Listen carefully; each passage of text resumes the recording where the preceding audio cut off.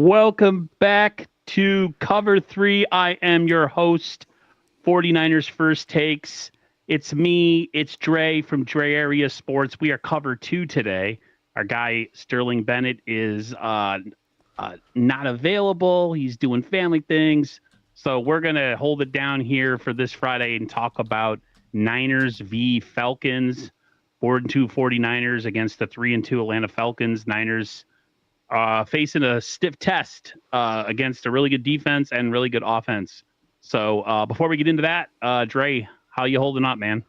I'm doing pretty good. I got some breaking news that just dropped just a few minutes ago, courtesy of Kyle Shanahan. If you want to bring up that screen I'm sharing, it's been announced Brock Purdy is out for Sunday's game against the Falcons, and Mac Jones will indeed be the starter. Going against the number 1 ranked defense in Atlanta and the number 2 ranked offense with the Atlanta Falcons. So Mac Jones will be the quarterback come Sunday. Wow. I mean, we just talked about this off air. We just talked about it. And we said that, Mac's doing all the press all week. He's got to be the guy. They wouldn't do Brock. They wouldn't do Mac like that. And sure enough, boom. We get the story. I mean, we kind of knew that was coming already. We kind of knew that was coming. We did. The Niners have been super ambiguous about. It's funny then, like sometimes they're super truthful and forward about injuries. Sometimes they're kind of like murky. They've kind of been like that with this injury and the Brandon Ayuk situation. But yeah, get ahead of it. It's Friday. Ah, man, I don't know, man. It's I'll tell you what though, the conversation we're going to talk about this a little bit later, but the conversation that this situation with him being out and Mac Jones playing. Is starting a whole bunch of other interesting football takes that we're definitely going to hit on. But yeah, Brock Purdy out versus the Falcons. He's out. He's out. Any other? I don't know if we have any other breaking injury news besides that you want to share with us. Yeah, so let's go over some of the news we have here today, and then we'll get on to our topics. Of course, here's a huge list of players that did not practice today. Up to Stout with a shoulder injury. He did not practice. I think this is more of a precautionary measure to make sure that he's ready for Sunday night, that they're going to need him against that high-powered offense of the Atlanta Falcons. Let me tweet out this stream. We also have Ricky Pearsall. He didn't practice. He's likely going to be out, and Kyle Shanahan is addressing the media now. He's probably going to announce that Pearsall is not going to play. He has that deep bruise in his knee, and of course, I think he has the it's like a PCL injury as well. Yep. So, but today John Lynch, I know I think he was on the radio. He talked about how they're really impressed with Ricky Pearsall and what he's done so far this year. Obviously, it's frustrating that he's injured, but it's looking like he's probably not going to play this Sunday against the Falcons, which they could really use his help. Yes, they could. Another break. Oh, and also, Yetur Gross-Matos was not there as well as he deals with the hamstring injury. And of course, the big injury news of the day. Marquez Valdez-Scantling has been put on IR with a calf injury, so he'll be out the next 4 weeks. Is this a big blow for San Francisco? Not really, because you're getting back Jordan Watkins. So Watkins essentially replaces Valdez-Scantling. At the same time, MVS didn't really have a huge role on the team. He was more or less the number 4 receiver when he was out there, maybe number 3 at times. So to me, look, it sucks that they don't have him, but at the same time, it's not the end of the world. And then, of course, on the other side of the field for the Atlanta Falcons, they have 2 big injuries that they're dealing with, one of which is Jalen Walker. Their first-round pick, Jalen Walker, will not be out there. He's out for Sunday's game. Obviously, the linebacker, pass rusher, he will not be there for the Falcons. They actually have another injury, too. Let me see if I can find that. But that's what I have so far. No Jalen Walker. There's another player for the Falcons that's going to be out as well. It's escaping me right now. Completely escaping me. But when I find out... is it... he used to be on our team. Wide receiver... Ray McLeod. That's who it is. Ray McLeod will not be suiting up for the Falcons this Sunday. He's also listed as out for the Atlanta Falcons. Then again, but he's not really the biggest offensive threat. So Nope. then there's that. So that's what I have so far for the injury report going into Sunday's game on a Friday. Oh my gosh. Every week, bro. It's crazy. At least Valdez-Scantling isn't like, a key contributor to the offense. So another thing I heard too, this comes courtesy of Larry Krueger, is that he will. No, actually, this is Matt Mayoko, I think, that Jordan Watkins will be returning punts for San Francisco instead of Sky Moore. So that will be interesting to see because Jordan Watkins does have the speed. Yeah. Throw him right on the field to get nailed. Yeah. Yeah. Here's 11 guys coming at you. Don't get hurt, okay? Don't get hurt. Don't get re-injured. Thank you. Yeah, so the receiving core for the Niners will likely look like this: Kendrick Bourne, Juwan Jennings, Demarcus Robinson, Sky Moore, and Jordan Watkins. I would say Watkins is probably higher up on the food chain than, let's say, a Sky Moore, but then again, Sky Moore has been there since week 1 while he's just now getting back into the fold. I can sense a lot of passes heading Kendrick Bourne's way. And of course, one more big news for San Francisco. Sunday night marks the return of none other than this guy right here, Mr. George Kittle, back to the Niners roster. He already confirmed he will be back this Sunday. This is probably one of the biggest returns of any player the Niners can get, which is George Kittle. He's going to help improve the run game. He's going to be a receiving threat as a tight end. George Kittle does a lot for this team, and especially with Fred Warner now being out, this is going to be a huge pickup for San Francisco getting George Kittle back on the field.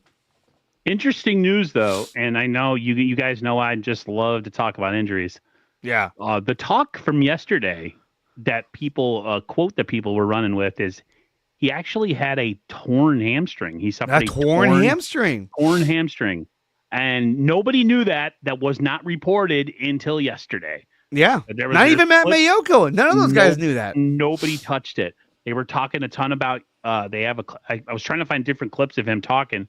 The only one he was really talking about is what's going on with the run game and the pass game, and what what are the reasons and that. I didn't see the clip. I didn't see a soundbite of him talking about it. But man, dude, Dre, like, wow. So I was looking at injuries to your hamstring and tears. Those can be like multi-month recovery. Sometimes some people say 2 to 3 months or more.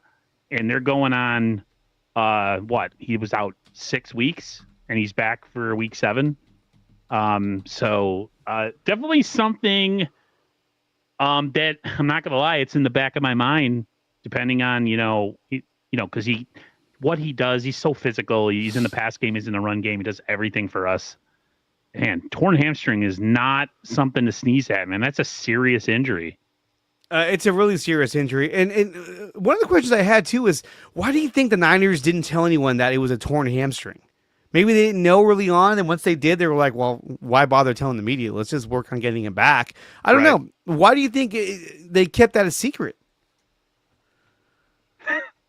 Why do they keep secrets on a lot of stuff that they do when it comes to injuries? I think the 49ers are just...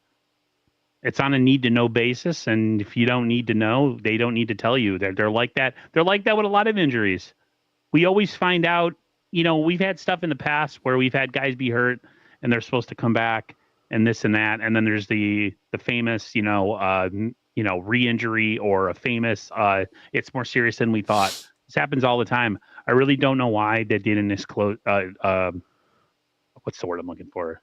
Disclose that to the media. It boggles my mind, to be honest. Yeah, it's pretty crazy, but nonetheless, I mean, it makes sense why he was out for so long, because I mean, look, if you're tearing your hamstring, that's a huge injury to overcome in a short amount of time. So it makes sense why he was out for as long as he was. And it also makes sense that once the 4 weeks was up, why he needed an additional week to get back out on the field. Because I was like, well, why wasn't he out there last week? But now it makes sense. If he had a torn hamstring, that's going to take a while. So I'm just happy to hear that George Kittle's going to come back, because they need his energy. They need his leadership. They need his blocking in the run game. I swear to God, if they go out there Sunday and all of a sudden Christian McCaffrey is running the ball like he was in 2023, I'm going to be like, wow, Sign Kittle to another extension because we can't afford to lose him anymore. Give him some robotic legs, an iron hamstring, something. Rebuild him like Darth Vader, man. Put him on the table and just give him bionic implants. It's only a matter of time, Aaron. I'm telling you right now, it's only a matter of time before we start seeing players getting their tendons switched out for artificial tendons that don't rip. You know what I mean? Like, even Nick Bosa. The Niners will be at the forefront of all that. Yeah, the cutting edge. I mean, even Nick Bosa. I mean, let's face it. Look, when he tore his ACL, I'm like, well, wait a minute. Isn't there some kind of thing you put in there that doesn't tear anymore? Because they're like, oh, well, you have to harvest a tendon from that. Why harvest something? You can't put like a piece of rubber or some kind of material that's just as durable as a tendon. I mean, come on. It's only a matter of time. I'm telling you right now. Once they figure that out, then no one has these catastrophic injuries. They'll be like, oh yeah, Joe Johnson is getting ACL replacement surgery in the offseason. That way he won't have to worry about tearing his ACLs anymore. It'll be something crazy like that. It'll become preventative surgery where they just replace everything: elbows, shoulders, knees, ankles. The Niners could use it because they, as usual, have like the longest injury report in the history of injury reports. I've gotten to a point now with the injuries where I make jokes out of it because that's the only way I can deal with it. Because I'm really irritated about it and pissed because it's like it's a running excuse that we've been living off of for the last, 2 seasons, and back in 2020, and back in 2021, and back in 2022. It's all the time. It's never ending. So you have to make jokes out of it. Otherwise, you go crazy. That's why if you're following me on X, you're seeing a ton of those TikTok videos where people are using AI to just. You have to laugh at it, man. People are putting holiday decorations up. They have all the injured 49ers. Like, what are we doing? Like, we have to laugh about it because it's just unprecedented. People are like, oh, other teams have injuries. Stop coping. It's not like that with other teams. This year, yes, the NFL's got a ton of injured players. I don't know what's going on, but like the Niners have this all the time. This is like par for the course. So, yeah. No, definitely. But I would say this, though. The way that the organization and Kyle Shanahan has handled this year's a slew of injuries has been much better than last year or even a couple of years ago, or I should say 3 years ago. I think that, the way that Shanahan has handled this, he's had much more experience. And I think having a capable, what's up, Bebop? Having a capable defensive coordinator is what this man needs. I think that if you're going to have Kyle Shanahan as your head coach, you got to have somebody, a defensive coordinator that can literally run the defense without him intervening whatsoever. He could focus strictly on the offense. We saw last season when he had to worry about the defense when it came to what's his name? Who was the D coordinator last year? Who was the D coordinator last year? Help us in the comments. I want to say Svensson, but it's not. I'm blanking right now, but he was so bad we forgot about Sorensen. Nick Sorensen, yeah. When they had Nick Sorensen, he was constantly having to look at what's happening on defense because they were fucking up left and right. The year before that with Steve Wilkes. Wilkes did a pretty good job, but he still had to keep his eye on what was happening defensively. We saw even in the Super Bowl, he had to call a defensive timeout because they were playing this weak coverage that were allowing big gains by the Chiefs. And Shanahan was like, what the hell are you doing? Now that he has Robert Saleh, you're seeing a much better side of Kyle Shanahan. He's more locked in. He's more focused on what needs to happen. He's more of a head coach, as opposed to trying to control what's happening on defense and offense. Now, I would say you go back to when you had DeMeco Ryans, you go back to when you had Robert Saleh. This is more in line with what we expect from Kyle Shanahan. The past couple years with Sorensen and Wilkes, you can tell his mind was a little busier than it had been in the past. Yeah. I mean, even this year we were struggling on defense, but he said it in the beginning of the year, Saleh. Get ready for a ride. Like we knew, we talked about, it's funny, me and Sterling talked about it and it was like, we say it, but do we believe that they're like, oh yeah, a lot of rookies starting. Yeah. Expect, we're going to have some game. We were doing our scheduling prediction and we were talking about how There's going to be a lot of games where, there's going to be some missed assignments and guys out of place and people blowing coverages. You talk about it, but then it actually happens. But saying that, based on what you just said, if there's anybody I would love to have in the building when they're going through something like that, it's Robert Saleh. Okay. Go ahead. We have some more breaking news. I'm going to go ahead and pull this up right now. Yep. And of course, it is more injury news. So here we go. Ricky Pearsall is officially out for Sunday night's game against the Atlanta Falcons at Levi Stadium. So no Ricky Pearsall Sunday night. We kind of knew this was coming, but now it's official. Ricky Pearsall is out. I'll tell you what, man, that's with this Ricky Pearsall news, I mean, like, my man's a little bit injury prone, man. Coming back to, going back to last year. Yes, we know he got shot. We know that happens. We knew that happens. That's not that happened. It happens, I got shot last week. I got shot this morning. No, but like he's good. He's really good. He needs to be on the field. But it is what it is, man. Like, I wouldn't expect anything else right now from this team. I have to learn to just accept the reality that is just how it's going to be this year. When with some guys, it's always going to be like this. It's football's a contact sport. Not everybody's meant to play it. I'm sorry. I think everybody's bodies are different. I think Ricky Pearsall was having a really good year. I think he's going to have a really good year. In fact, I would probably guess that he'll be back next week against the Texans. We keep saying that, no, Dre, and we're like next week. It's next week. Well, you know what? I really thought Brock Purdy was coming back this week because we're playing at home. We're playing on grass. I'm like, he's gonna come back, but no. I think Brock is looking at what happened in week 3 against the Jags, or week 4. Week 4. I think. I think he looked. I think that was a big reality check. I think that in week 4 he was like, "No, dude, I'm good enough to go. I'm coming back." He played like shit, and I think he realized, okay, you know what? That was embarrassing. I went out there and I played like crap, and everyone's criticizing what I'm doing. I'm definitely going to take my time and make sure that I am 100%. But if he comes back next week, then he can't be on IR. He'd have to miss an additional week. I think that he'll be back next week for the Houston Texans. I think that's when he comes back. Strawberry React is speaking to my soul because, like, I am. When it comes, he should have went on IR to begin with. I don't know why they just didn't put him on IR. I know. It's ridiculous. We might as well get into the topic. I was going to wait on it, but we might as well because we're talking about Brock. We're talking about Mac. A lot of people, including people that I don't really talk to or like to talk to, have made comments about, like, hey, if Mac's playing, like, are the Niners waiting to bring certain players back because they want Brock to have all the weapons? And if that's the case, why don't they try that with Mac? And then there's other people that have played that are talking about the Brock versus Mac. Like, are the Niners better off with Mac Jones? We brought it up a couple weeks ago. Sterling wasn't having it. But there's people talking about it, people that have played. We got a clip here. I want to play it, and we could talk about it after. It's LaShawn McCoy. I don't know who the other guys are, but essentially they're talking about if the Niners are in a better place having Mac Jones play quarterback. The 49ers are now expected to start Mac Jones yet again for another week. Why? The team does Why not are you want... clapping? I mean, what? Did you not watch last week? He can't like Mac. Bro. Okay.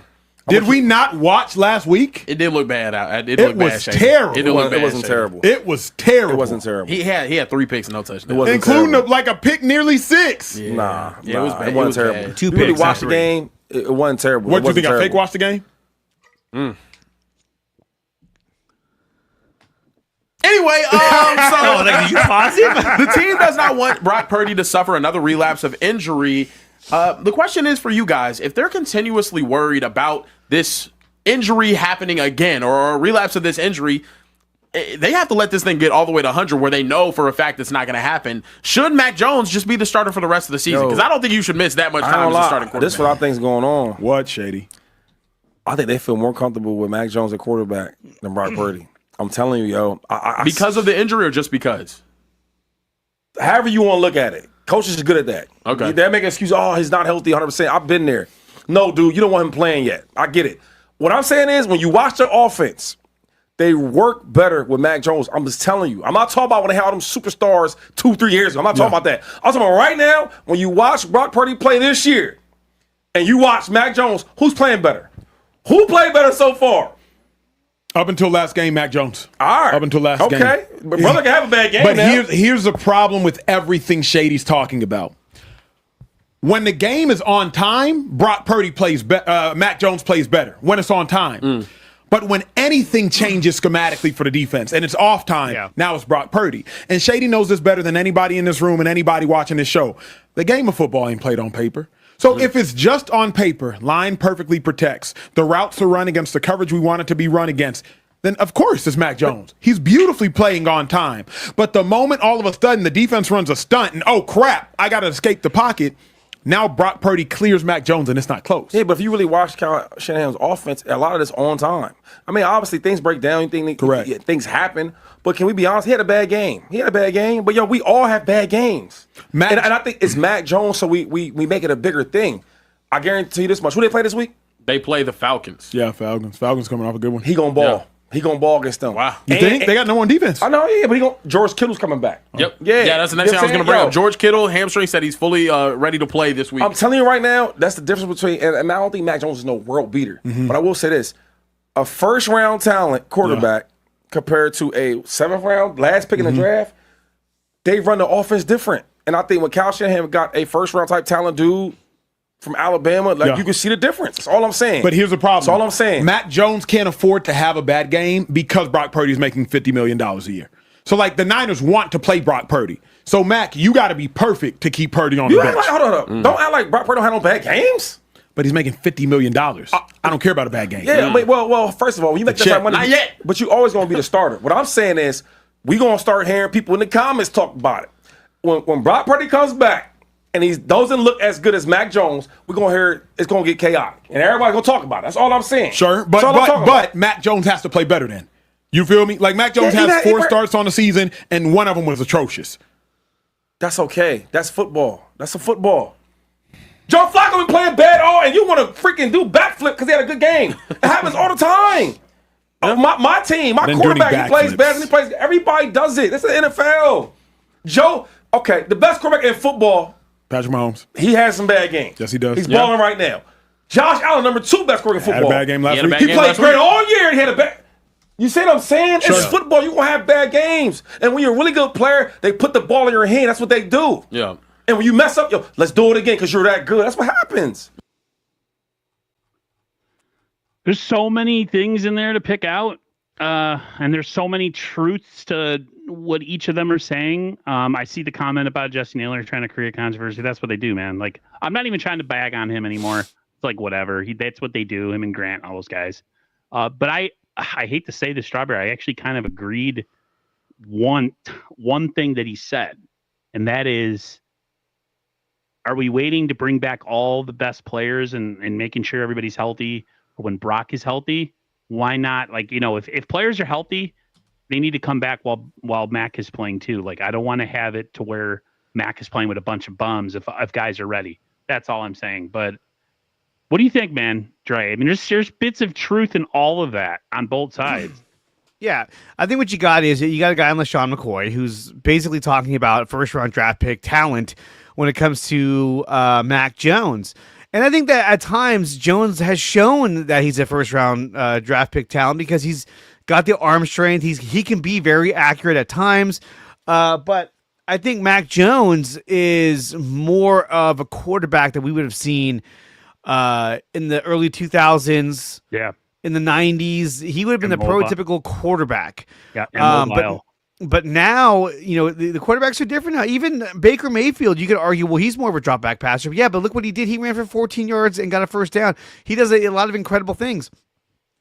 So when it comes to Mac Jones, I think when you watch their offense with Mac, I think you're looking more at what you saw with Jimmy Garoppolo. It's a Jimmy Garoppolo offense. It's get the ball out quick, use your checkdowns, take what the defense gives you, and sort of just keep the line moving. And that's sort of what they've been doing. He hasn't been throwing the ball downfield all that much. I think Brock throws the ball downfield way more often, and Brock looks to attack downfield more often. So that's one big difference. And when Brock is healthy, I think that Brock needs to, or I think that Brock is able to escape the pocket because of his escapability and his mobile ability to get first downs and to get yardage, which we haven't seen from him really this year. Because for one, he was being pressured like all hell against Seattle, and then against the Jags, he was never really healthy enough to run around. So they're different kinds of players. He talks about when they're on time, Mac Jones is great. When they're on time, Brock Purdy is great. Any quarterback, especially in a Kyle Shanahan offense, if the offense is playing on time, they're going to execute. And we've seen the Niners execute with Brock Purdy when they're on time. But like they were saying, the difference is that when they're not on time, that's where Mac Jones struggles. But that's where Brock Purdy will thrive and make things happen with his feet and extend plays and look for ways to keep the offense moving. Now, I think in 2023, he did an incredible job at doing that. And there were times where all of us were like, oh, God, what are you doing? Especially when he would kind of run backwards and kind of like, oh, man, but he got away with it. He made it happen.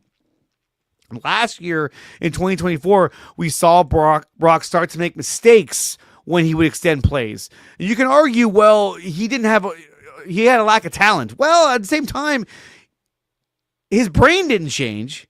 So he has to rely on his quarterback IQ and make the right decisions and not turn the ball over. And if he needs to, he's got to throw it away. And that's one thing I do see Mac Jones do a lot more, is he throws the ball away if he can't find anybody and it's not going to work out. But I hear what they're saying. I definitely do. But again, when Brock Purdy is healthy, he will be the starter for San Francisco. I feel like the Mac Jones thing is starting to run its course. And I feel like the longer you have him out there, the more you'll start to see why he is the backup. You see it. I honestly don't really know how to read Brock Purdy this year because he hurt himself very early in that Seattle game. And he was trying to make things happen. Same thing he did with the Jaguars. So I want to see him healthy before I make any type of like withdraw any type of like analysis or analyze anything that's going on. I want to see him healthy. I mean, Mac is a pocket quarterback. And there's nothing else you can say about him. Yeah, you're right. He's a prototypical late 90s, early 2000s, sit in the pocket and just take what the defense gives you. So, I mean, hey, hopefully get Brock back sooner than later. They paid him all that money for a reason. They believe he's the one that's going to take him to where they need to go. But, these conversations are with these guys. Like I said, there's parts that everybody's saying that are right. But at the end of the day, I personally think Brock Purdy is going to give you the best chance to get you back to a Super Bowl other than Mac Jones. Mac Jones has done great in his time. I thought he played awful last week, especially in the second half. So we'll see. We're going to get another test against a really good Atlanta defense. Atlanta defense has 14 sacks on the year. The Niners have a hard time stopping the pass rush and give up a ton of pressure. So that's going to be something to watch. 14 sacks is a pretty good amount of sacks early in the year. I think they're 11th in the league. So, and they're all from different players. They're not from like just one guy. They're coming from a lot of different places. Yeah. I just think it's weird that, again, he's kind of leaning back on that narrative of, Mac Jones is a first-round talent. Brock Purdy is 7th-round pick. But Brock Purdy has achieved more than Mac Jones has. Now, you could argue, well, Mac Jones was on the Patriots, and then they were a horrible team when he was there. Yeah. Still had Bill Belichick. I mean, you can't say they were that bad. But, I mean, LaShawn McCoy is a 2nd-round pick. Right, and he's talking, they call him shady. He's throwing shade at Brock Purdy because he's a 7th-round pick. But Brock Purdy, led 2 comebacks in the playoffs. One against the Packers, the other against the Lions, and led his team to the Super Bowl and damn near won the entire thing. So, again, you can harp on Brock Purdy for being a 7th-round draft pick, but the guy has achieved so much in his career with San Francisco. Yeah, I mean, I'm still all in on Brock. I'm not that. I mean, we do this all the time. Somebody comes in and plays better than the starter. I just feel like in time we'll start to see that we need Brock Purdy back in the lineup. The longer I think Mac Jones gets exposed, the more you're going to see that we need Brock. I truly believe that. This happens all the time, especially with the 49ers. Yeah. And you also have to remember, too, just like with Brock, tape comes out on people. So people become less and less successful as time goes on if they're not able to, react to the changes that defenses are going to make. So we'll see. Speaking of injuries, speaking of players being out, I want to change the subject over to, of course, the unfortunate injury last week to Fred Warner out for the season. He's already had a surgery. He's having a new baby. They're gonna have a girl. He's out. He's moved on. I will tell this to people. I tweeted this today, and this is what people need to understand as fans. People get all depressed and sad over players getting hurt, and like we're so distraught about it that it's just ruining our lives. Let me tell you something. Fred Warner's living good right now. He's very wealthy. He's going to be okay. He's going to heal up. Him and his wife having a new baby. You can't care more than the athletes care, people. You can't. You got to learn to adjust. It's it's sports. It's sports. It is what it is. It's their job. And it's like I've seen so many of these kind of things happen in my life of being a sports fan. I mean, look at last year in the NBA playoffs. Yeah. Steph Curry pulls hamstring. Done. Like, oh. So Halliburton blows his Achilles. Done. In game 7, which was like, oh, that's not good. Yeah, and the later you injure it is the later you're going to come back. So like, yeah, he's probably not going to be back until what, like the middle of next summer. Who? I mean, the injury, Halliburton. Oh yeah, Halliburton. Other than Fred Warner. It's like the Dre Greenlaw injury. You happen in the Super Bowl. I mean, but at least Fred Warner, I mean, there's talk that he could be back mid-January. Right. That's if we get there. I'm not holding my breath on that. But even if he comes back, if they would have gotten to the NFC title game, then Tatum Bethune is obviously doing a very good job if they get all the way to the NFC title game. This is going to be a big test for him Sunday night against the number 2 ranked offense. Can he make up the loss for Fred Warner? Can he communicate? Can he keep the defense, engaged in what's going on? It's going to be a huge test for him. Huge test. I literally have a marching band going down my street. I think it's for the high school down the street. Really? There's literally a marching band going down my street. I hear like people playing trumpets, and there's a big drums. Oh yeah, look, they're definitely. I live right near a high school. Probably. I used to. I thought that was annoying. 2 football fields away. Yeah, I hear. Geez, that's loud. Can you hear that? I can't hear it at all. Thank gosh. Sorry. The Shure mic doesn't pick up anything like too far away. Yeah, the Shure mics are great. Nobody can replace Warner Strawberry. No, absolutely. Nobody can replace Warner. He's irreplaceable. And I like the Niners. Listen, I'm old. I love that the Niners are trying to sell us on, next man up, and he has a good chance to be his own player. And listen, starters are starters for a reason. Starters get paid for a reason. I think Bethune in time will be a solid linebacker, but he's not going to be Fred Warner. No, he's not going to be Fred Warner at all. Kyle said it at halftime last week, and the Niners didn't do it. He said everybody has to elevate. Like, everybody has to bring their game up or rally. The word he used was rally, which means, and I was talking to my brother about this, is that when big-time players go down and that they're in charge of communication, they're in charge of putting people in position and getting people into position, and now they're not there. That's you as a player. That's on you. You got to get better at that. You can't be led around by the nose by one of your own players and not know what to do in situations. So they played like that last week. They played like they didn't know what they were doing. They played like they were depending too much on Fred for everything. And now these players are going to have to step up, all of them, Bethune, everybody. He's not the crutch. Bosa, those guys, not the crutch. You can't rely on guys like that's the one thing I noticed last week is like man, it's like these guys have never played professional football before. Like, what's going on here? Well, but at the same time, I think when you lose a guy like Fred Warner in the middle of a game or at the beginning of a game, at any time in a game, I think that's a major psychological blow to the rest of the team, especially for a guy like Tatum Bethune, who's now being thrust into the game, and they're probably all wondering, is he out for the season? Is he out for a few weeks? Like, what's going on with Fred Warner? That's our leader out there, and now he's gone. He's probably the most important guy on defense to go down. And so one of the things that we talked about before even the show was that I asked you, who would you rather, like, if you had to pick one player between Fred Warner and Nick Bosa, who was the bigger loss for the defense? Who would you rather have, Nick Bosa or Fred Warner? Fred.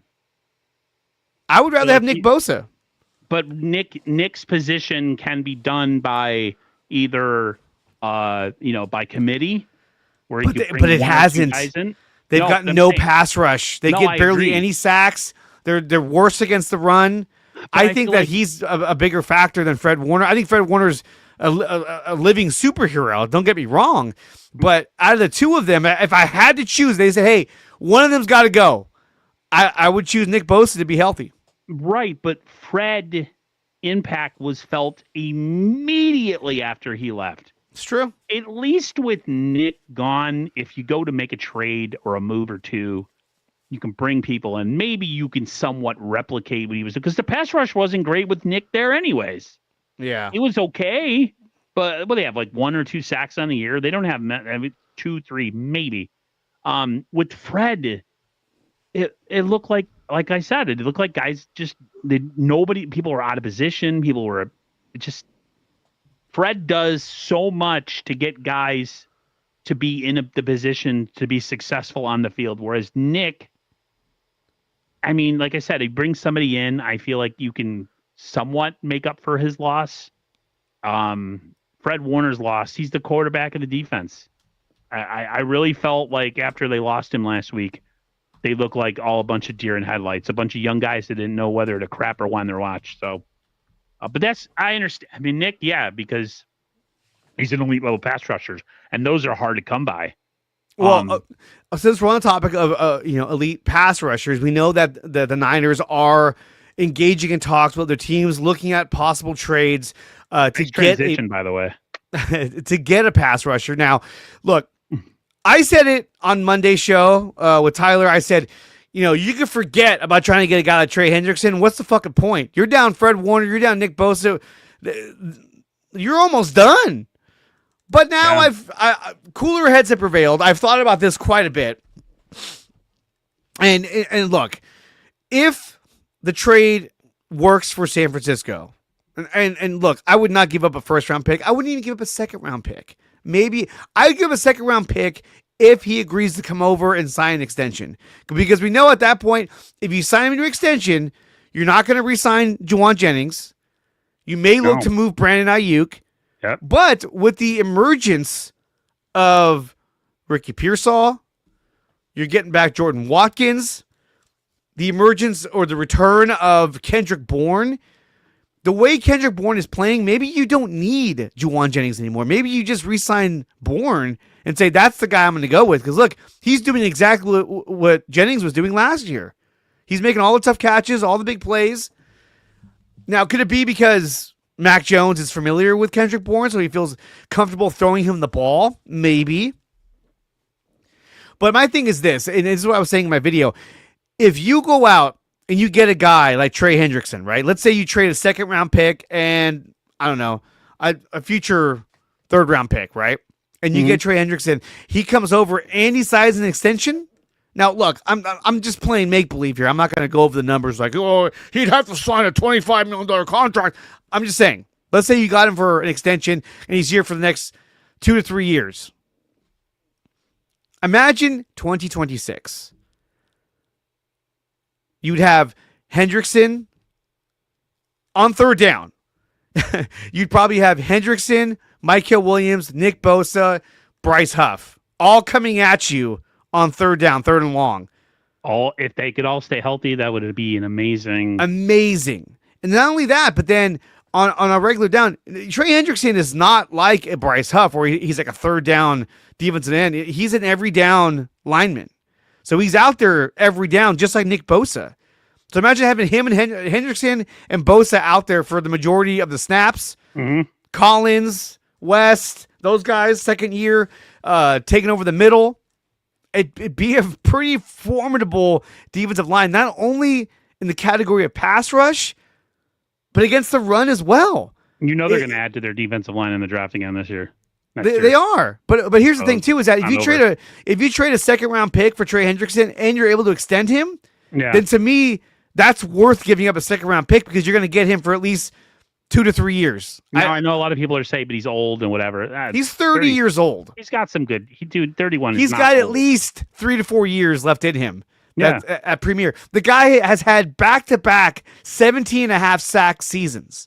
Now look, getting Hendrickson, that's like shooting for the moon, right? That's getting the most premier guy. And we've even heard today that the Eagles are expected to make an offer for Trey Hendrickson. I can't imagine the Eagles trading a bunch of second-round picks. I really don't. Thank you, Strawberry. But I think that if you're able to acquire Trey Hendrickson, right? Just hear me out. If you're able to bring in Trey Hendrickson, that replaces Nick Bosa. And now you're only down Fred Warner. So now, obviously, if we didn't lose Fred Warner, then you're like, oh, great, we just replaced Nick Bosa. We're back at like what we could have been at, right? Mm-hmm. But at least if you get a guy in Trey Hendrickson, then you're telling the team, we're not done. We're not giving up. We got the most elite pass rusher that was out there. Let's go for it. Let's see what we can do with the talent that we have. And that's a huge pickup for San Francisco. If they're able to get him, if that was to happen, I wouldn't care what it cost, to be honest with you. I wouldn't trade a first-round pick. That's my thing. Besides a first-rounder, because then like, okay, they have that confidence that we maybe have a chance to do something. I think, unfortunately, Dre, and I'm not saying it can't happen, the Eagles are looking at him, so that might make the 49ers want to jump. They might feel froggy, as they would say. They don't want him going to Philadelphia. Imagine if Philly gets him. You can hand them the Super Bowl again. Philly can, they're at a point where they can acquire him and say, all right, well, we'll just keep you for the year and just try to repeat and figure that out in the offseason. If they trade for him and they get him to sign an extension, that's going to be, oh my God. You want to make Philadelphia fans even more annoying? Give them a guy like Trey Hendrickson. And also, let me say this, because I see Strawberry's comment about the Bengals just won. They wouldn't want to trade him. The Bengals likely have no intention of re-signing Trey Hendrickson to an extension. They barely got him signed this offseason before the first game of the season, right? Right. They didn't want to give Shamar Stewart the contract that he wanted as a first-round pick. So, to me, there is no indication that the Bengals are even want to re-sign Trey Hendrickson. But like any good franchise or any franchise in general, they're going to want something in return. They don't want to let him just walk and get nothing back in return. Obviously, if he goes and signs somewhere else, they'll get a compensation pick. But still, they're going to want something in return because they know that they can get something in return from teams that want a guy like Hendrickson this season. So the Bengals are also cheap and don't really do a whole lot in the trade market. If I'm the 49ers, here's my thinking. Right. I think Jalen Phillips, Bradley Chubb is more up the Niners' alley. If I'm the Niners and then you get a guy like Jalen Phillips, you extend him immediately. I think I like Will McDonald. I know he's coming off the ACL. But that's a guy I can see them going after for the Jets because Saul already knows the guy. I just don't want another guy that's coming off of a massive injury, dude. No, I know, but that wouldn't cost you. That would cost you like a 5th round pick. And if you can trade that, but is he going to replace Nick Bosa? No. So that's why I'm saying because go by committee then go get two mid guys. But then again, let's say you do that. Let's say you go get 2 mid guys. Then you make everything a little bit deeper, but then you got your Tier Gross Matos coming back. You got to deal with that. I just think, look, if you want to make the biggest impact you get Trey Hendrickson and you figure it out later. Because I think that's a guy, if he's here next season for 2026. Did you say there's a guy? You sounded like Chris Concert for a second. Here's a guy. No, sorry. But still, like, if you get Hendrickson, he automatically makes you a contender this season. Would you argue a Super Bowl contender? I don't know, but you're definitely a playoff contender if you get Trey Hendrickson. Next season, with him and Bosa and Bryce Huff and Michael Williams and everybody else, then it's like, holy shit, this defense is fucking stacked. Yeah. And we all know when you have a stacked defense, how much better the offense is going to be. Because now they can rely on the defense to shut you down. And now you're in year 3 of Ronaldo Green. You still got Demo Lenore. You got Malik Mustafa. Whoever the fuck they go with at safety. Now, here's the other thing, too. And this is what I was thinking about on my way to work. There's talk, obviously, that the Giants are interested in Juwan Jennings, right? So let's say you do this. Let's say you trade Juwan Jennings to the Giants. I know everyone's saying, for Thibodeau. Well, I think there's a chance that they trade a guy like Jennings for like a 4th-round pick. Let's say they get lucky and they get a 4th-round, 5th-round pick. They use the picks, whatever picks they get from this trade, and they package that along with whatever they're going to give for Hendrickson, and then to sweeten that pot to get him. Because the Eagles are going to offer probably multiple picks because they don't want to give up their 2nd, 1st-round picks. So they're going to offer like probably multiple 3rd-round picks, 4th round, whatever they have to make it more spicy. So I think the Niners could make an additional move to get a guy like Hendrickson. And a lot of people were like, don't do it. You don't need to go out and get this guy. I just think, look, if you get a guy like Hendrickson, what does that do as a franchise? That puts butts back in the seats. That gets everybody hyped. That gets the team excited. That tells the team, we're not done, guys. We're going for it. And maybe that's a shot in the arm this team needs, especially on defense. So that's why I think going for a guy like Hendrickson is a good idea. I think it's all going to depend on how they play this weekend. If they can somehow get a win against Atlanta and go to 5-2. Yes. And then maybe have another winnable game the week after. I forget who they play. They play the Houston Texans and the New York Giants. All winnable games. The Giants are playing really good with Jackson Dart, but I think that is manageable.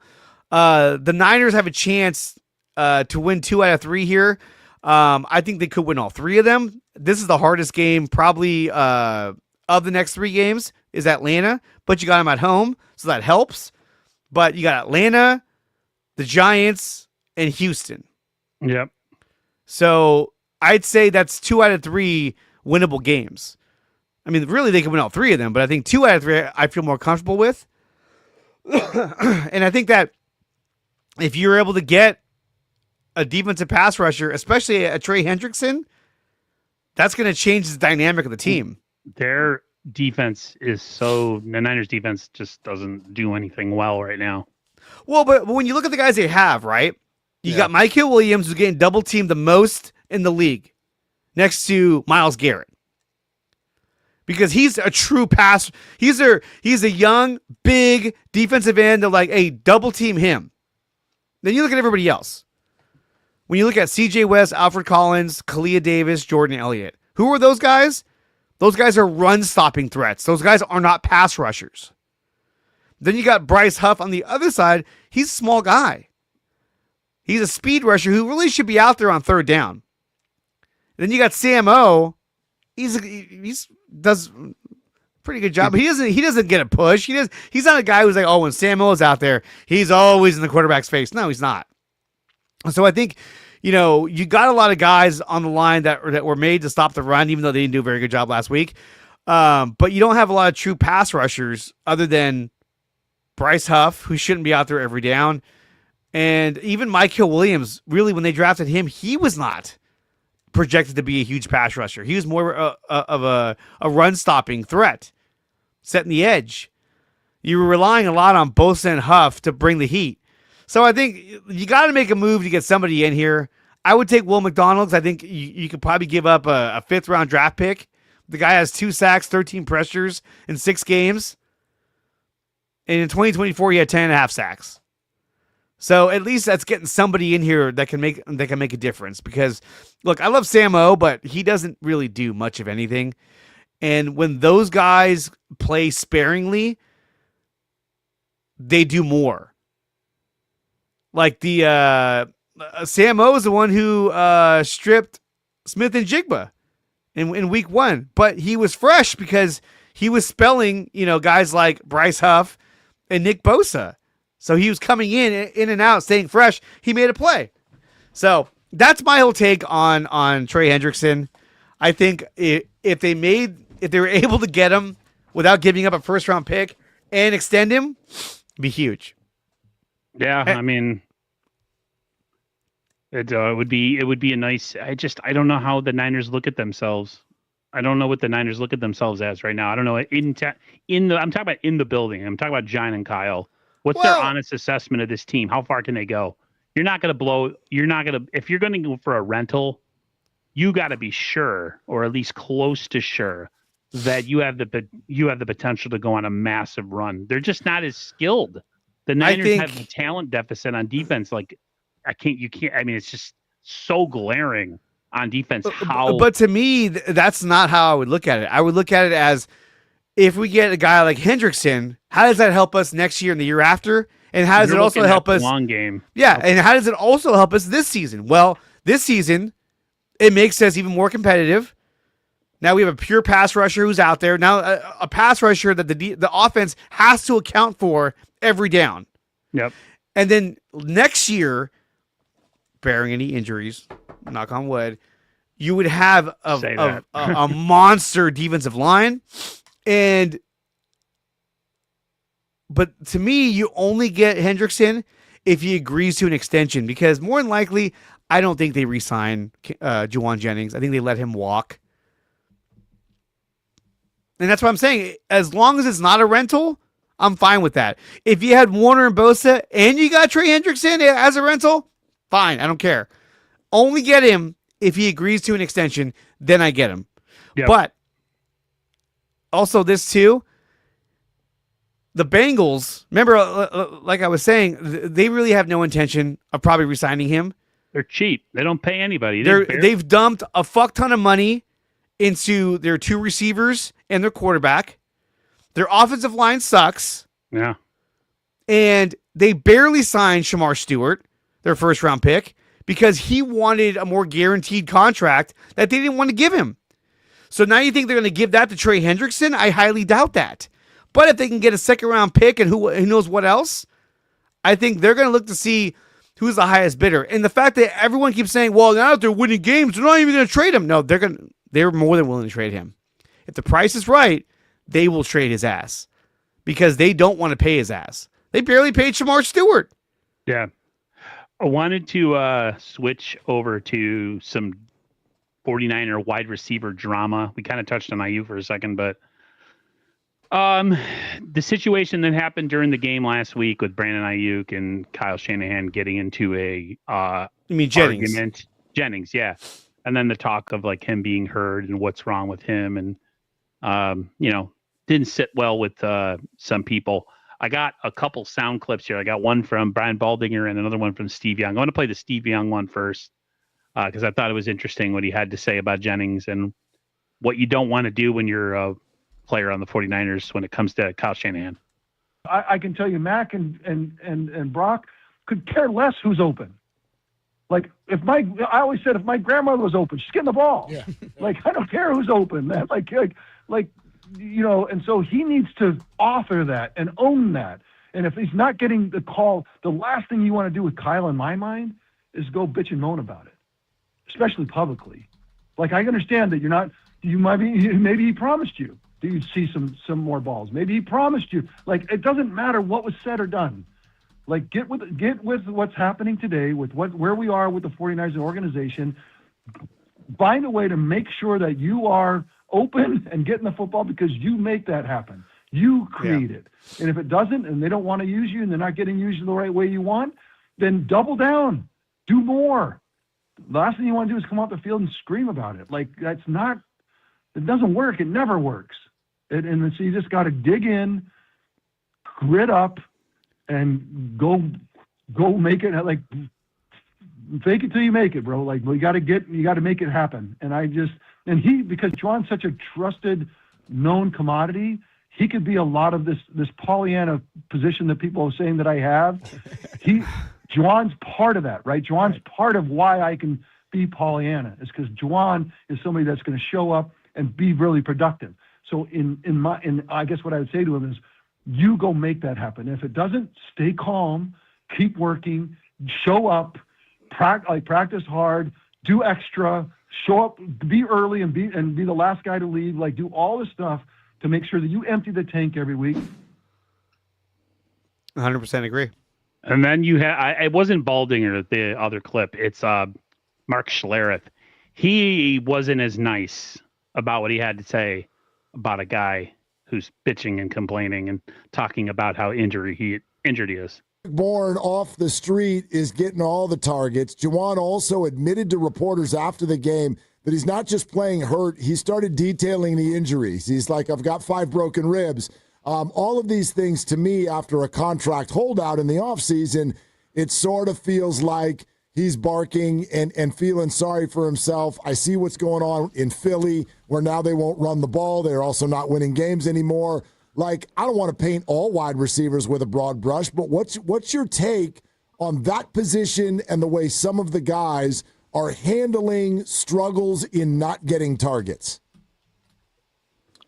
Yeah, well, I mean, I want guys that can get 0 targets and throw some great blocks and be happy and excited and ecstatic about a win versus guys that, get 10 targets and get 100 some odd yards and 2 touchdowns and lose and throw a party, at the restaurant after the game. I just don't like the selfishness. And again, this goes back to the fantasy football we talked about when we started this show. You guys do realize that you're like receivers are like children. Mm-hmm. A lot of them, not all of them, but most of them are like the diva ones are like children. One, you're completely dependent. 10 other guys have to do their job exceptionally well for you to sniff a ball. And 2, you guys whine and piss and moan if you're not fed. You're just like toddlers. And it's incredible. And like I've said this many times, like, if you're going to whine and piss and moan, what I would like to do is take you down to one-on-one offensive line versus defensive line and let some defensive tackles put you in a guard and let defensive tackles beat the living piss out of you so that you understand what everybody else has to do for you to sniff a football. It is the ultimate team sport. And that position, to me, is the ultimate dependent in that team sport. We're all dependent on one another doing our jobs, but there's no position that's more dependent on everybody else doing their job than wide receiver. And the fact that you guys don't understand that blows me away. It just absolutely befuddles me. Go Schlereth. Yeah, dude. Yeah, well, that's how he's been. Especially, he said the same thing or similar thing about Brandon Ayuk last year. He was like, "Dude, that's some weak." He called him weak sauce or something like that. Yeah, I don't get it. I mean, he was a 7th round wide receiver. Yeah, who like he said, he gets fed because other players are doing their job. I don't get it. Like, what could you possibly be complaining about? Somebody said that he made a comment to Kyle about like what he's going through or something, like with injuries, and like he deserves to get like catches. Like, it's ridiculous, man. I mean, the fact that he was even in the locker room saying, "I'm playing with 5 broken ribs. I'm playing with this." I don't give a fuck, dude. Nobody wants to hear that. Nobody wants to hear that, dude. That was all about himself. Yeah, like you're all. And then Trent Williams was like, "We're all dealing with stuff. Stop." And look, I get it. It's become a sport where you have to, you gotta get what you can get. You got to get yours. Yeah, you got to get yours, and I get that, but. You're a 7th round pick. The fact that, look, he played good last year, and he was good the year before. But based on what he's done this year, the way he's acted, if I were to acquire a Trey Hendrickson and sign him to an extension, I would say goodbye to Juwan Jennings. I'd be like, just let him walk. 100%. You got Kendrick Bourne doing everything that Juwan Jennings was doing last year. And I know that's overstated what he really is as fans. We overstated it. Yeah. Like I think he's more of a product of what the system is that we play. Well, and look, he's a big, tall receiver. He's not fast. No, he doesn't have escapability. He doesn't have that burst of speed when he catches it and has room to run. A lot of times when he catches it, has room to run, he gets tripped up, or he gets, they run him down and tackle him because he can't break away. But he's a big target. He makes tough catches. He's made great plays. But if he continues to act the way he's acting right now, and I had an opportunity to extend a big guy like Trey Hendrickson in a trade, goodbye. And if Demarcus Robinson can up his play, because he came back from an injury. I feel like Demarcus Robinson needs to get more love because if he's playing well too, he can kick rocks, dude. If my receiving core consists of next year. I mean, obviously this year. I want to just disregard this year because it's not over yet. But next year, if I'm going into week 1, and my receiving core is Brandon Ayuk, Ricky Pearsall, Jordan Watkins, or Kendrick Bourne, I'm like, hey, I don't need Juwan Jennings. I'm not paying you all this fucking money because, I'm sorry, you're a good, you're a pretty good receiver, but you're not dynamic. And you're not the guy that, if we have Juwan Jennings, we're going to the Super Bowl. No. He's a cog in the wheel. He's not the wheel. Well, and when you look at what he did in the Super Bowl, you had Snead and McDuffie all over Ayuk and Debo, which is why he was getting all his catches, because he was being covered by, their nickel corner or a safety, and he's huge. So, look, I like Juwan Jennings, but if I have to part ways with him in order to save money on the salary cap, I'll see you later, dude. Yeah. He's not worth it to me. Agreed. And I'm so glad, real quick, I'm so glad that they did not extend him this past offseason. He wanted that. He was trying to pressure them to do it. And they were like, we're not doing that. Of, his ongoing attitude issue is partly to do with the fact that they didn't pay him? Oh, you okay there? Yeah, I was reading something on my mom. It possibly. I think that he wanted to get something. I mean, they did give him a little bump, a little raise. But remember, I want to say that raise was incentive laden. Like, hey, if you achieve this, you can get even more money. Mm-hmm. So that's probably what he was complaining about. Like, I'm out there sacrificing my health. You're not even giving me the ball.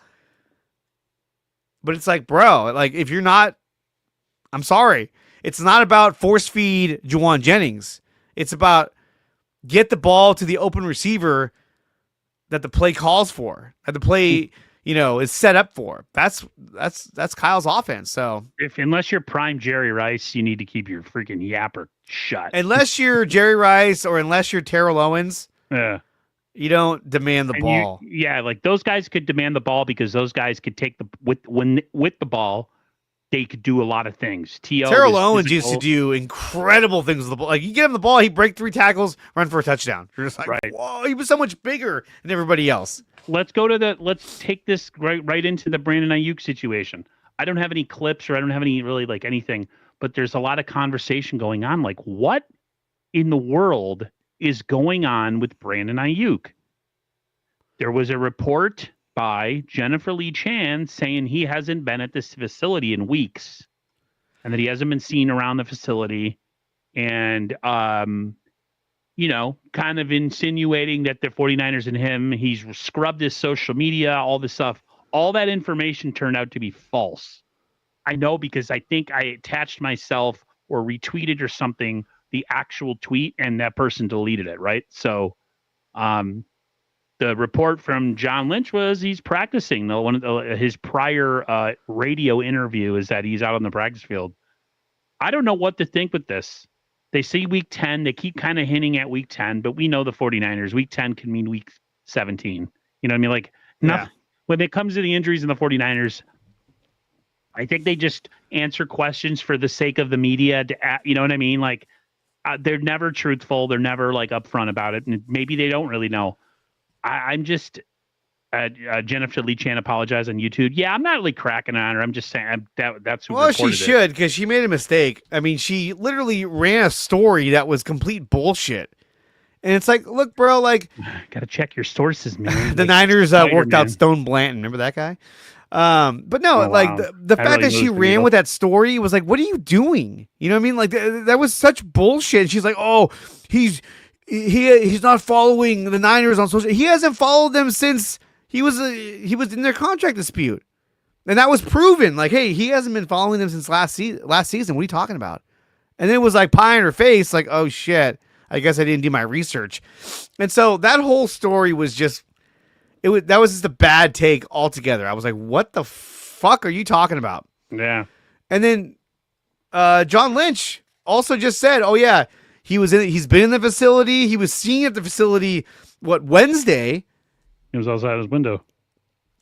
And I think that I know a lot of people were like, well, he's not, John Lynch isn't giving, a date on when he's going to come back. Exactly, Peter. Absolutely. But and I think they haven't given him a return date because they don't know where they're going to be at when he's ready to go. Imagine if San Francisco loses the next 3 games. Okay. Yeah, and I know we talked about this with Sterling. Like, you still want to see what you have, yes. But like, do you? But some teams would just say. I think then, if you win, like let's say you're winning, right? You have a winning record, and then you say, okay, week 10, that's when we schedule him to come back. If you lose the next 2 games, 3 games, then you go, okay, you know what? When you're 100%, you come back. And if that means you come back week 16, week 17, then so be it. But we're not going anywhere. We're going to struggle to make the playoffs, but we'd rather you be 100% than force you back out there. Yeah. I think they want to gauge where they're at. Even if they think, hey, he's probably close to 100%. No, we got to make sure that he's more than 100%. That he's fully ready to go because we're paying him a fuck ton of money. He tore his whole knee last year. Yeah. He tore Thanks, everything. Chiefs. Thanks, Chiefs. I'm of the mindset of you come back when it's 100%, kind of like the Brock Purdy situation, because I don't want to hear anything about setbacks or re-injury and stuff. Like, dude,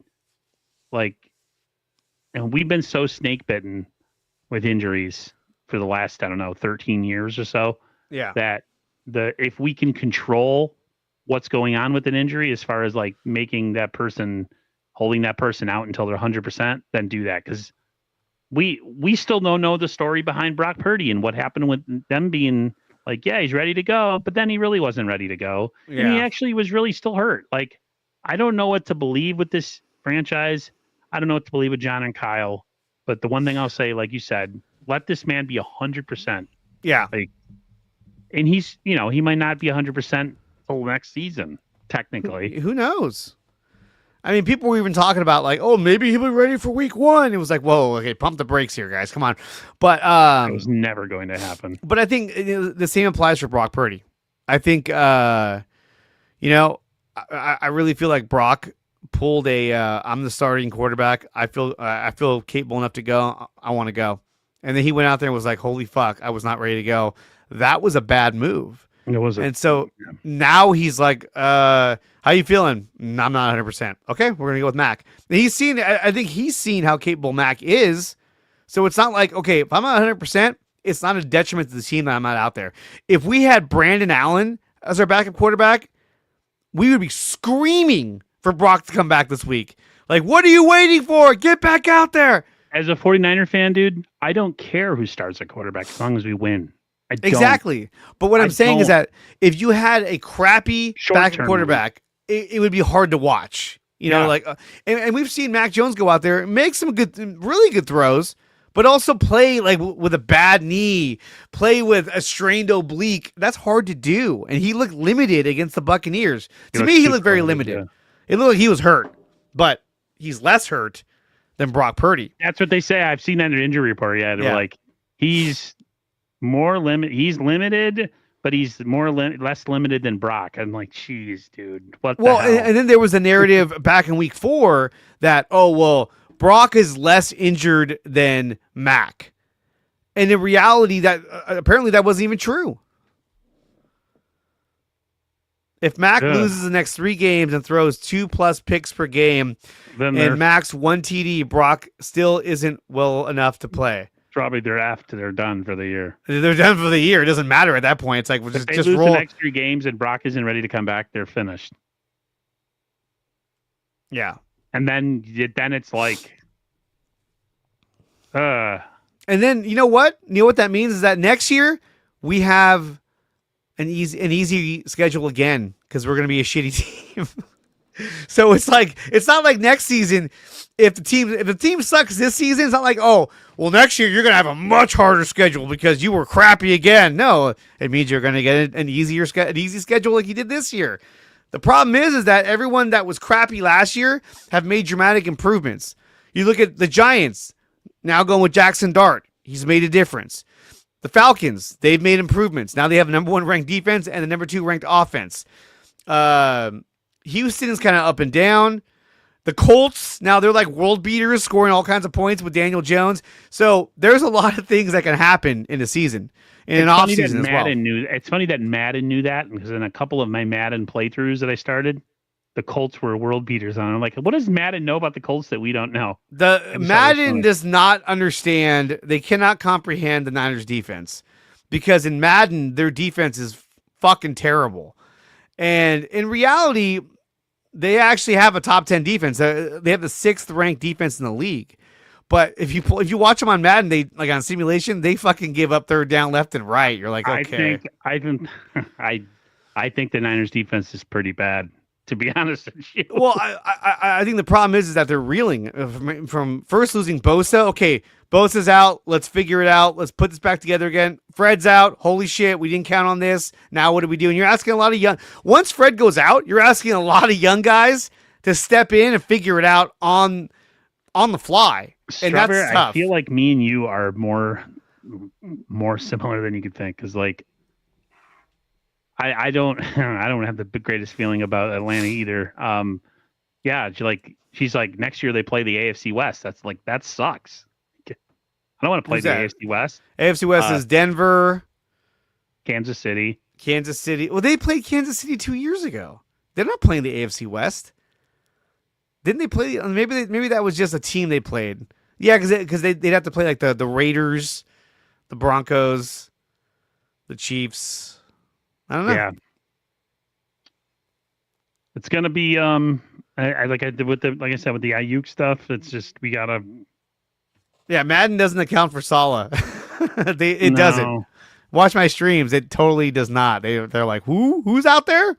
Well, no, they don't even have the defensive coaches or assistants in the game. They're just like fake names. Yeah, they're just dudes. You have to physically make the Niners defense be good in that game. What I do is I just stunt my ends all the time, where I have them on the end, and then when the quarterback's his hut, I go over, I loop over to this where the guard center is and try to make sacks, and either I get there or I get gouged. Like, it's just amazing.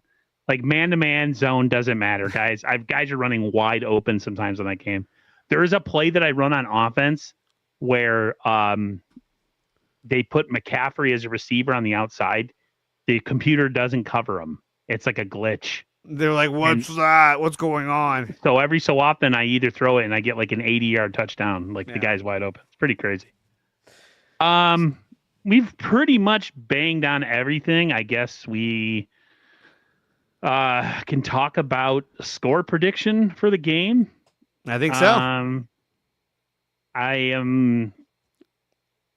Well, I don't know if you want how about this? First.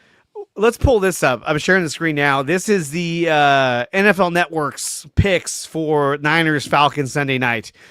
The majority of them took the Atlanta Falcons. I mean, when you look at what the Falcons have, it makes sense. Daniel Jeremiah had it 24-21. Wolf had it 21-20. Rank had it 24-17. All these scores, if you follow the Niners, NFL Network, they pretty much have the same scores almost every single week. Yeah, it's You, like you they never just see a change- blowout. You never see No. 31-17. You never see, 27-10. Look, these are 1 point, 3 point, 4 point games, 10 point or a 7 point game. So these are all within scoring reach. So, I mean, even they're saying it's probably going to be a close game. Why? Because you got George Kittle coming back. That's a huge difference maker right there. I think And the there's- big issue with them is Bijan Robinson. He got 238 yards last week, Yeah, including he 170 killed it. rushing, 68 receiving. And the Niners have been absolutely poopy, stopping the run. They're like what, middle of the pack? They're not great. I can tell you right now, the Niners defensively, that's scoring defense. That's red zone defense. Oh, I passed it. Let me look it up right now. But against the run, the Niners are the 14th ranked defense against the run. They're allowing an average of 107 yards per game. The Falcons are the 16th ranked rushing defense, allowing 114 yards a game. Unfortunately, the bad part is that as a rushing offense, we're like nearly dead last. We're ranked 30th, averaging 82.2 yards a game. Which is That something you never has thought to you'd see. change. Yeah. And now look, It's not sustainable whether Brock or Mac play quarterback with that run defense. Or excuse me, with that running offense. And here's another thing too, is that I think another reason why Brock Purdy is not going to play this Sunday, which we know he's out, is that the Falcons blitz a lot and they have a really good pass rush. And I don't think Robert they said it. don't want Brock going out there and running for his life. She's concerned about Mac because he can't move. Yeah, but I think Mac becomes like your sacrificial lamb in this game, where it's like, hey, Mac, just do what you can do. And then the following week, I think that's when we get Brock Purdy back. I like when they ask Kittle what the reasons for the run game struggle, and he's just like, well, I mean, we played good teams, and we've had guys injured, like Pooney's not all the way back, and guys like Connor Kobe, and like my man was trying to stay politically correct and not bury anybody. Well, no, I mean, he's not going to do that, but Right, that's Connor Colby has been an issue. They haven't been able to fix that. I know they brought in some other linemen, but nobody has been able to solve the issue with Connor Colby being an inexperienced 7th round offensive lineman who hasn't taken that next step. I know Dominic Pooney has a knee injury that they finally addressed that, yeah, it is bothering him. It's been bothering him all season. And he didn't practice on I like how Monday. they randomly put him on the injury list. Like, Well, he didn't Really? practice on Wednesday, I want to say, but he practiced. No, actually, he didn't practice on Tuesday, but he practiced Wednesday and today, or yeah, it's Monday. like they put him on the injury list, and it's like, but he's been hurt the whole year. Just put him on the injury list all the time. So, but You got us. Oops. I know, but I think that for San Francisco, again, I think when it comes to their offense, I feel like they're going to attack them through the air. They are going to test what the Strawberry, you're really smart, man. You got your shit on point. Good job. yeah. Colby's not good with the run blocking. He gets confused very easily, and he misses a lot of his assignments. I love women that know football, man. I freaking love it. But I think they're probably going to attack them through the air. Let me see. The Falcons, I mean, they have the number 1 ranked passing defense, only allowing 139 yards a game. I mean, they beat Josh Allen. But, we got to hope that Shanahan can dial it up. We I'm got a going buddy, to... Kyle Pitts. Yeah, their tight end's going to kill us. Look, it's going to be a tough game for San Francisco. They're at home. They're getting George Kittle back, which is going to help. Call me a homer. I'm going to go with San Francisco, and I'm going to go 24-21 Niners. It's going to be a close game, and we're going to squeak this one out and get the win. Let's go Niners! I'm going to go, unfortunately, I'm going to go with the Niners losing this game as well. Similar to last week, I'm going to go with a similar score as I went with last week. I'm going to go 31-19 Niners lose. The Niners just haven't been able to score more than like 20 points this year. I think they got 26 in the game against the Rams, if I'm not correct, in overtime. But even as good as Mac's been playing, then their offense, once they hit the 20-point mark, it's pretty much that's it. And I just think with their defense reeling, they could say all they want about how Tatum is this next man up thing. They're just lacking they're just lacking talent on defense, man. It's not even that they're not like they're really well coached. Sterling Dre just comes down to the fact that you run out of competent bodies. They have a lot of young guys that really haven't arrived yet, which is everybody knew that was going to be the case. I mean, other than Michael Williams, CJ West and Alfred Collins, they're okay. And then in the secondary on the corners, we're good. It's the slot, and it doesn't seem to matter who it is. Inside my heart, I want the Niners to win this game. I think they can. Absolutely. But my gut is telling me that they're going to lose this one. If they win this one, I'll eat crow. It's just if their offensive line can block at all. That's the biggest question. And we can get Kittle involved and Demarcus Robinson involved and Juwan Jennings involved and heck, freaking Kendrick Bourne. And maybe the run game. I'll put it this way: this game is going to come down to if the offensive line can play better football, and I'm talking in run and pass. If the Niners offensive line can kind of have a little bit of a renaissance game where they play well, I think the Niners have a shot of winning this game. But if they've been playing, like they've been playing, they just don't score enough points. Their defense isn't good enough. This defense could really do well with an offense that has a lot of ball control because they're so young. You know what I mean? But what are you going to do? I just don't know at this point. I really don't. But I'm going to go Niners losing 31-19. Unfortunately, I know I'm a Niners channel, but I'm not a homer. I mean, I am a homer, but I'm not a homer. I get it, man. I get it. I call people simps who police you. That's the one thing I want to say to people before we get out of here. People on social media who like to police your fanhood and tell you you're a certain way or you're not a fan if you you're negative. What does that mean? If you address things that are so glaring, we have injuries every year and it's so much more than everybody else, you're a hater. No, I'm not a hater. I'm just stating obvious facts. If I'm a 49ers fan, at least as someone with a functioning brain, you're going to think, man, well, everybody's hurt this year in the NFL, but the Niners are hurt every year. They need to do something about it. Nothing should ever just be we addressed it 3 years ago. So what? Figure it out. The Fred Warner injury, freak injury. The Bosa injury, he's got injury issues to boot. But a lot of the soft tissue stuff, the stuff where guys get hurt in practice, the stuff where guys get re-injured when they're rehabbing, all that stuff. That's the stuff that I say we need to figure out. Freak injuries are one thing.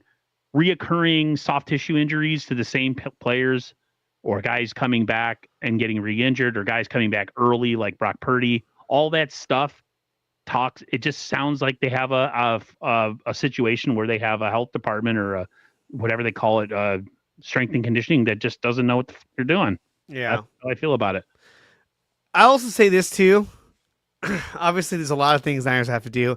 One of the most important things San Francisco needs to do is not drop the ball. Make the catches. Please. Yeah, no more doinkers, man. You got to catch the ball. And stop. It's funny they say that they've been saved on some plays where the offense on the other team, guys are wide open and they drop passes.